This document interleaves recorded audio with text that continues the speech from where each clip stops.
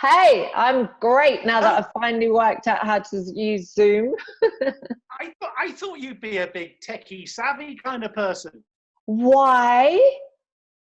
I just thought sort of like Instagram and all that kind of thing. I thought I was just chatting to Sean. He said, no, she's got to be all over Zoom. Oh, I haven't got a clue. I've got other people to do these things for me, honey. I know how to take a good selfie, and that's about it.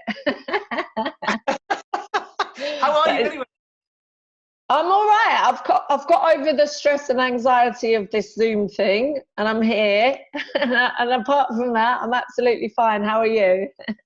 Yeah, I'm good. I'm good, thanks. How's lockdown for you?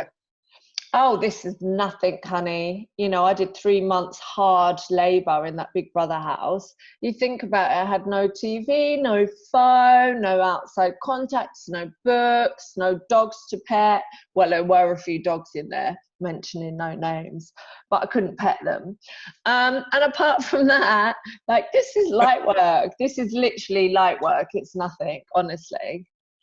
I must admit, I thought Big Brother would stand you in good stead for this. Had you done anything like that before? Had you been on your own in any other situation like the Big Brother? Why did you adapt so well to it? What is it about you? Don't know. I did 7 years in prison before, so Yeah, no, I no, I've I heard. know, I never know. I've Down the done it block. again.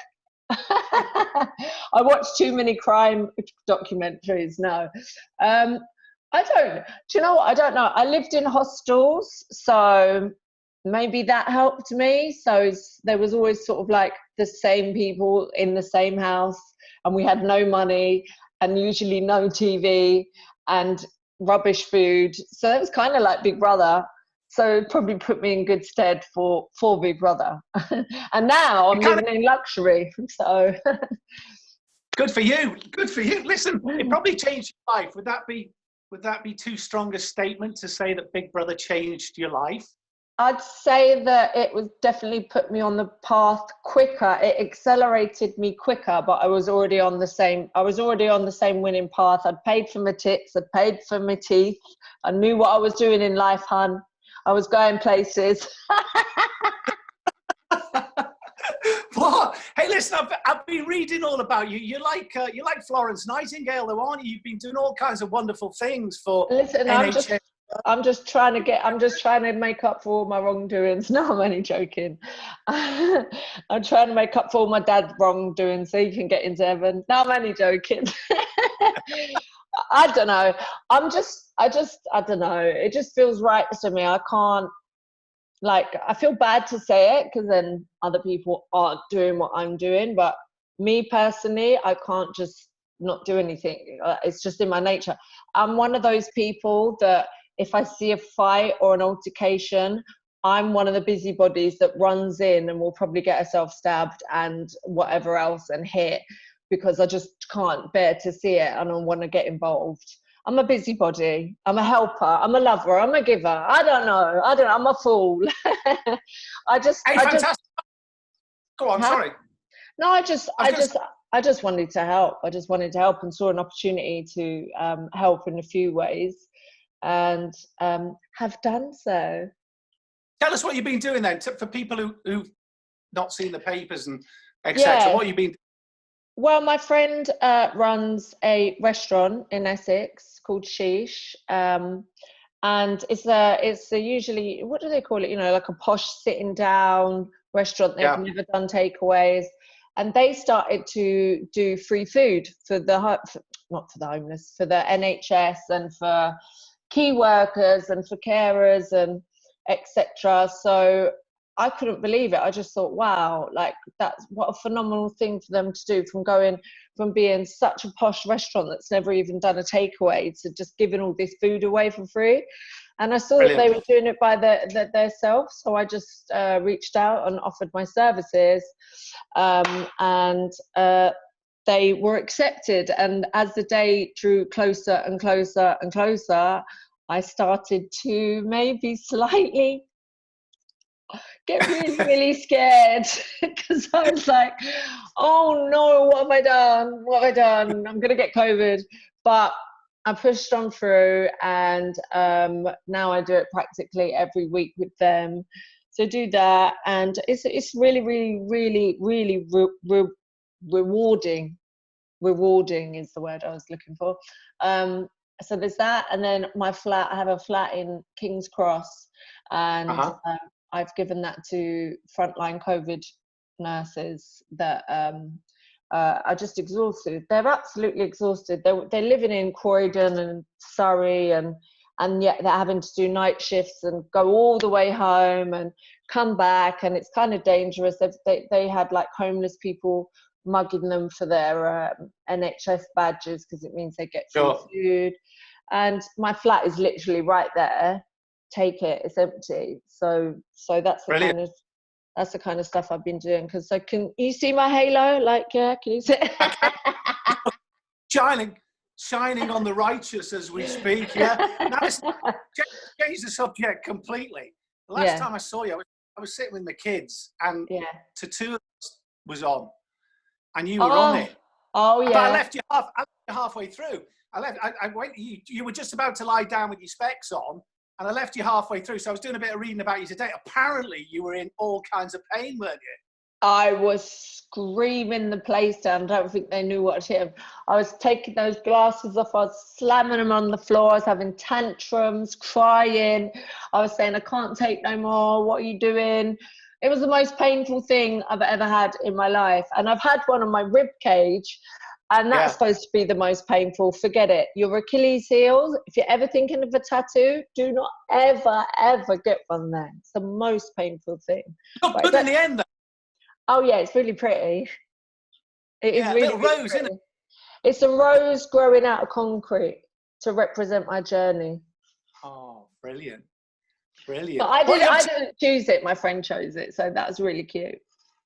What's coming up when the lockdown's finished? What's coming up for you? Something massive, and that's not a euphemism, but I can't say what it is. I'm saying Strictly or I'm a Celeb. I can't possibly say. Come on, nobody's listening. I can't possibly say, but I wish. It's not that big. No, but I have got something big in the pipeline. So it's supposed to be happening now, but obviously it can't happen now, which is really frustrating for me because I like to keep busy. I like to keep working, but no, you'll see soon enough, honey. I'm looking forward to it. Listen, are you slowing down at all? Because, I don't know, sort of, can you still do a big night out and all that kind of thing? Or are you sort of just beginning to... No, I don't, maybe, I know you don't want to mention, because it's the ladies' age thing, isn't it? You're trying to sort of slowly get in there, when you head towards 30, you know what I mean? Yeah. Do you know what it is? It's not that I don't want to go out. It's just that it's a load of crap when you do. It's just a load of youngsters spending stupid amounts of money that really infuriates me. And honey, if they're not paying me to be there, I'm not leaving my house. So I'd rather have my friends round, all come around my house, or have a drink around my house. Or what I really love is the gym. Like literally, I'd rather wake up without a hangover and get myself in the gym and do my weights. And have you been doing your fitness in lockdown? I fell off. I'm not going to lie, I fell off, and I got into the drinking habit and the FaceTiming and getting drunk with all my friends. But today was my first day back. Oh, was it? Good for you. What did you do? 6 a.m, woke up, went to the local park, ran twice around the local park, and then went on the gym stuff and did all that. Came back, did some boxing. Yeah, man. I was on it today. Can you cook? Oh, I can do everything. Oh my God. This is like, yes, I'm amazing. But yeah, I really can cook. And I like to cook. Yeah. I lived in hostels, hon. I had to cook. I had to learn how to cook in a hostel. It's like, I made a really nice, sounds stupid, but I made the tastiest spaghetti bolognese last night. Everyone was impressed. So I got 2 flatmates and they were like really impressed. And my signature dish is probably It's like a Jamaican stew beef and dumpling. It's sort of like an Nice. Irish and Jamaican mixed together, or Yeah. stuffed aubergine with mincemeat and parsley. It's like a Greek dish with rice. Can you cook? So it's, I'm amazing. Really? Oh, Yeah, yeah. seriously, yeah. In fact, my pal is a guy, I don't know if you know him, it's a guy called Neil Razor Ruddock.